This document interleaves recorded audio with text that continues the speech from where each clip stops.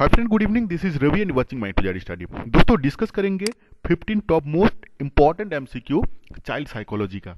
दोस्तों, मैं आपके सामने वही एमसीक्यू लाता हूं जो ऑलरेडी प्रीवियस ईयर क्वेश्चंस में आ चुका है। उससे आपको ये पता चलेगा कि क्वेश्चंस का लेवल क्या होता है और आपका प्रिपरेशन का लेवल क्या है। बिल्कुल स्किप मत करना।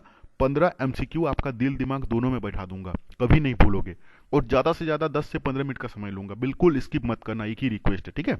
और अगर फर्स्ट टाइम चैनल में आ रहे हो तो सब्सक्राइब कीजिए, लाइक करना मत भूलिए, और क्लास कैसे लगा कमेंट्स जरूर करें, ठीक है। देखो, पहला क्वेश्चन, विकास कभी न समाप्त होने वाली प्रक्रिया है, ठीक है ना। यह विचार किससे संबंधित है? अंत संबंध का सिद्धांत, निरंतरता का सिद्धांत, एकीकरण का सिद्धांत, अंत क्रिया का सिद्धांत। सारे सिद्धांत मैं पढ़ा चुका हूं आप लोगों को, ठीक है। तो विकास कभी न समाप्त होने वाला प्रक्रिया है। ये गर्भ अवस्था से लेके उसका एंड ऑफ द डे, मतलब जब तक मृत्यु होता है तब तक चलते रहता है उसका विकास। वृद्धि नहीं, वृद्धि एक सीमा के बाद, एक लिमिट के बाद, एक सर्टेन टाइम के बाद वृद्धि जो होता है वो बंद हो जाता है। लेकिन विकास जो है एक कभी न समाप्त होने वाला प्रक्रिया है। उसका एंड ऑफ द डे, मतलब जिस दिन वो मृत्यु होता है उसी दिन उसका विकास बंद होता है, और उसका माँ का पेट से, मतलब उसका गर्भ अवस्था से स्टार्ट होता है और उसका एंड ऑफ द डे तक विकास चलते रहता है। तो इसका कौन सा सिद्धांत है? निरंतरता का सिद्धांत, यानी कि कंटिन्यू चलते रहता है, इसीलिए इसको निरंतरता का सिद्धांत बोला जाता है, ठीक है। देखो, नेक्स्ट क्वेश्चन क्या है। विकास की गति एक व्यक्ति से दूसरे में भिन्न होता है, ठीक है ना, किंतु यह एक नमूने को अनुगमन करता है। हम लोग सभी जानते हैं कि विकास का गति एक दूसरे से भिन्न होता है। अभी मैं आपको समझा देता हूं कि एक दूसरे से क्यों भिन्न होता है। क्योंकि व्यक्तित्व भिन्नता एक चैप्टर ही है जिसको मैं ऑलरेडी समझा चुका हूं, उसका कंटेंट। व्यक्तित्व भिन्नता यानी कि इंडिविजुअल डिफरेंस के कारण एक व्यक्ति दूसरे व्यक्ति से भिन्न होता है। भले एक्सेप्शनल केस में आपको उसका दोनों का फेस एक मिल जाए, लेकिन दोनों का कैरेक्टर में डिफरेंस होगा ड्यू टू इंडिविजुअल डिफरेंसेस। तो एक व्यक्ति दूसरे व्यक्ति से भिन्न होता है इंडिविजुअल डिफरेंस के चलते। लेकिन विकास क्या करता है? एक नमूने के अनुगमन करता है, एक रूल को फॉलो करता है। वो कौन सा है? वो है आपका क्रमबद्ध एवं व्यवस्थित, मतलब एक सिस्टमेटिक, एक सीक्वेंस को वो फॉलो करता है। जैसे फॉर एन एग्जांपल मैं आपको बताता हूं कि विकास जो है वो मुंडी से, मतलब उसका मुंडी से लेके पैर की तरफ, माथा से लेके पैर की तरफ जाता है। ये उसका रूल ही है। अभी हर एक बच्चा जितना भी अवस्था आता है एक दूसरे को क्रॉस करके आता है। ये नहीं कि कोई डायरेक्ट एकदम उसका पहुंच जाएगा वो बाल्य अवस्था में, ऐसा नहीं हो सकता है। इसीलिए एक नमूने को वो अनुगमन करती है, जिसको हम लोग क्रमबद्ध एवं व्यवस्थित बोलते हैं। तो इसका बाकी अगर हम लोग ऑप्शन को देख ले, अव्यवस्थित, एडी से चोडी, अप्रत्याशित, ये सब आंसर गलत है। इसका सही आंसर होगा क्रमबद्ध एवं व्यवस्थित, मतलब क्रमबद्ध और व्यवस्थित से वो चलता है विकास, ठीक है। एक नमूने को अनुगमन करता है जो कि क्रमबद्ध और व्यवस्था है, ठीक है। आशा करता हूं कि समझ गए होंगे। नेक्स्ट, निम्नलिखित में से कौन सा विकास का सिद्धांत है? दोस्तों, कौन सा विकास का सिद्धांत है, कौन सा विकास का सिद्धांत नहीं है, यहां से ये क्वेश्चंस रहेगा ही, घुमा फिरा के बहुत सारा क्वेश्चंस, इसीलिए मैं एमसीक्यू लाया हूं उसी रिलेटेड सेम क्वेश्चंस पे। देखो, निम्नलिखित में से कौन सा विकास का सिद्धांत है? पहला तो यही रिक्वेस्ट है कि जब भी क्वेश्चंस को पढ़ोगे उसको दिल दिमाग दोनों से पढ़ना, क्योंकि बहुत समय यहाँ पे लिखा रहता है कौन सा सिद्धांत नहीं है और आप हड़बड़ा के नीचे चले जाओगे, ठीक है। इसीलिए सही देखना पहले कि कौन सा विकास का सिद्धांत है, उसको हम लोग को आइडेंटिफाई करना है। यह निरंतर चलने वाली प्रक्रिया नहीं है, ठीक है ना, ये गलत हो गया। विकास की सभी प्रक्रियाएं अंत संबंधित नहीं हैं, ये भी गलत हो गया, क्योंकि यह निरंतर चलता है, ये माना कर रहा है। विकास एक दूसरे से अंत संबंधित नहीं है बोल रहा है, जबकि सब एक दूसरे से संबंधित है, ठीक है ना।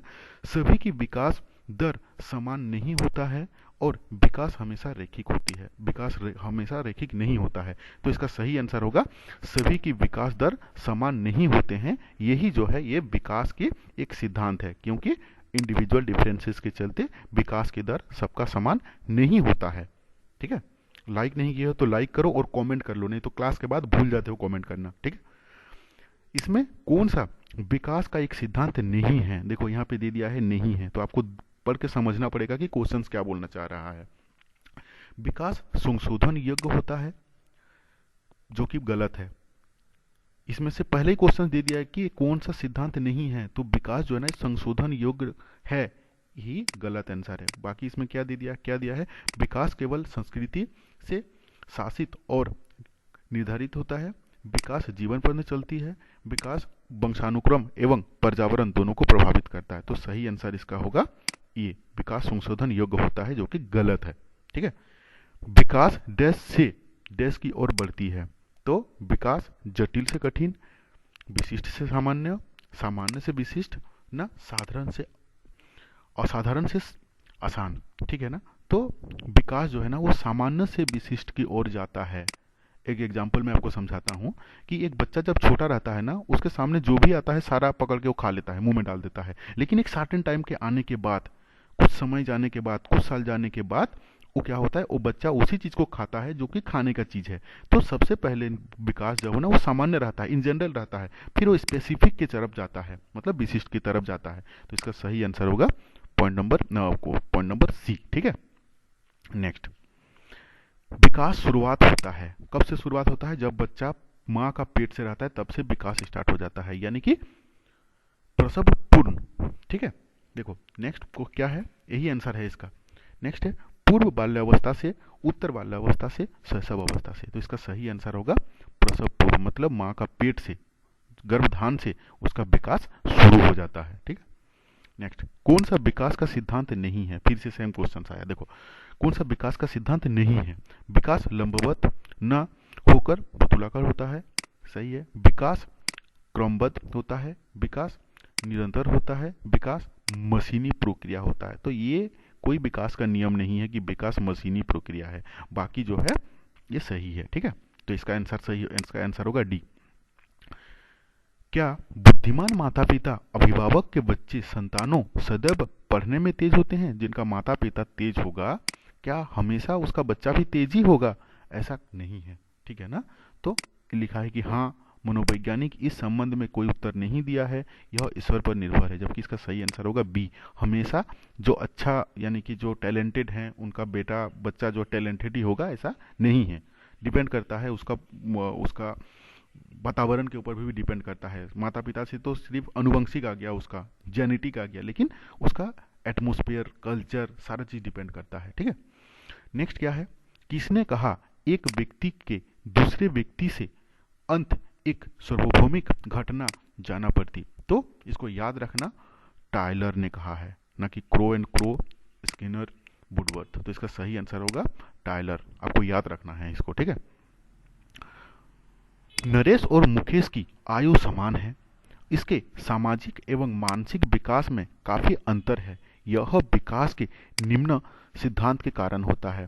दोनों का आयु हुआ बराबर, लेकिन दोनों में सामाजिक सोशलाइजेशन और उसका मेंटल डेवलपमेंट दोनों में डिफरेंस है। क्यों?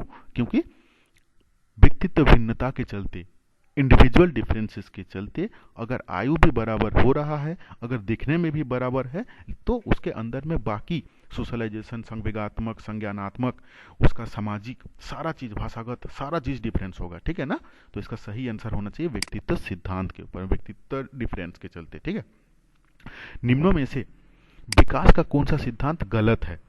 विकास में व्यक्तित्व भिन्नता होता है, विकास संयोग का परिणाम है, यह एक सतत प्रक्रिया है, यह पूर्व कथनीय है। तो विकास का कौन सा सिद्धांत गलत है बोल रहा है। देखो यह पूर्व कथन यह है ना कि एक बच्चा को पहले से ही मतलब प्रिडिक्शन किया जा सकता है कि उसका विकास कैसे हो सकता है। ठीक है।